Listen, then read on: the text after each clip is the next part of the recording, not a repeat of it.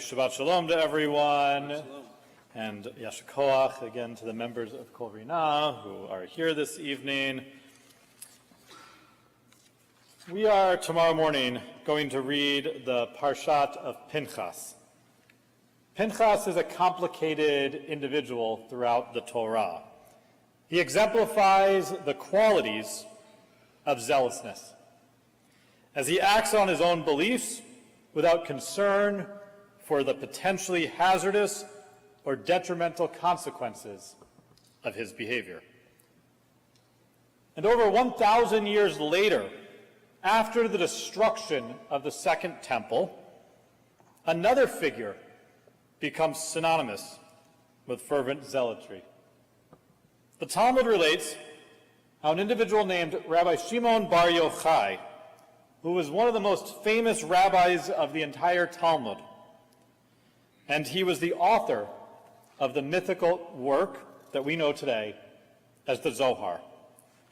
But Rabbi Shimon bar Yochai was forced to flee of his relentlessly outspoken and his zealot behavior. I want to tell you what the Talmud says about him. Rabbi Yehuda, Rabbi Yossi, and Rabbi Shimon bar Yochai were sitting together with Yehuda ben Garim. Rabbi Yehuda began the conversation by saying, "How wonderful are these actions of the Romans. They set up marketplaces, they construct bridges, and they build bathhouses." Rabbi Yossi remained silent. Rabbi Shimon responded by saying, "Everything they build, they only build for their own benefit. They set up marketplaces so that bad individuals will stand there and try to trip us up. Bathhouses so that they beautify themselves. And bridges so they can collect taxes." Yehuda ben Garim went and he spread these words. And guess what? They reached the Roman authorities. The Romans said, "Yehuda, who praised us, you will be promoted. Yossi, who was silent, you'll just be exiled to Tzipori, a couple-hour walk from Jerusalem.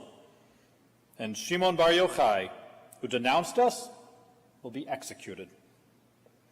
Rabbi Shimon and his son fled and went and hid in the Beit Midrash. Every day his wife would bring them bread and water, and then this decree to execute them became more and more severe. And so, the Beit Midrash wasn't safe for them anymore, so they fled to a cave. And a miracle happened. The carob tree and a spring appeared to them in this cave. And all day long, Rabbi Shimon bar Yochai and his son learned Torah. They stayed in this cave for 12 years. Finally, Elijah the prophet came and announced that the Roman ruler had died, and the decree to execute Rabbi Shimon bar Yochai had been nullified. Rabbi Shimon and his son went out from the cave. They saw men plowing and sowing fields, and Rabbi Shimon bar Yochai exclaimed, "Look at these men. They're forsaking eternal life. They're forgetting that you're supposed to devote all your time to studying Torah, and instead they're wasting their time on transitory deeds." Every spot that Rabbi Shimon and his son would place their eyes on immediately became consumed with fire. And a voice from heaven calls out to them, "Did you leave the cave in order to destroy my world? Go back to the cave," God says. And they returned to the cave for another 12 months. After that year passes, the voice from heaven calls out to them, saying, "It's time for you to leave the cave." They went out. It was Friday afternoon, just before Shabbat. And they saw an old man running, and he was holding 2 clusters of myrtle leaves in his hands. And they asked him what the myrtle was for. And he told them, "It's to give honor to Shabbat." They asked, isn't one cluster good enough for you? Why the two? And the old man answered Rabbi Shimon bar Yochai and his son, one is for keeping Shabbat, and the other is for guarding Shabbat. Shamor v'zachor, that we find in the Torah and the Ten Commandments. Thereupon Rabbi Shimon bar Yochai told his son, look how beloved the Jewish people are to keeping God's mitzvot. And his zealousness at that moment was calmed.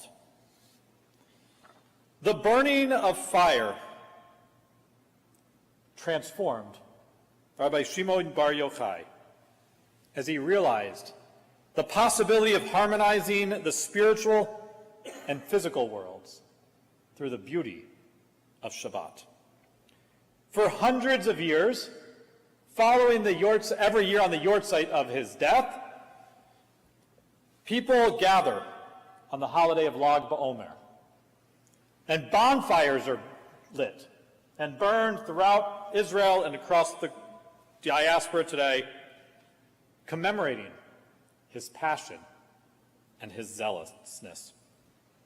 Unfortunately, though, today, too many people want to act just like Rabbi Shimon bar Yochai did at the beginning of the story, and like Pinchas does in the Torah. But our Parsha tomorrow morning reminds us that's also not where Pinchas ends his life. Because tomorrow morning, as bad as Pinchas decided to act at different points, he's given a covenant of peace to tame his impulse. And that is the exact same thing that happens to Rabbi Shimon bar Yochai. And I'm afraid today, so many in our country, in our world, in our Jewish community, and in our secular community need to learn that lesson as well. We don't always have the correct answer.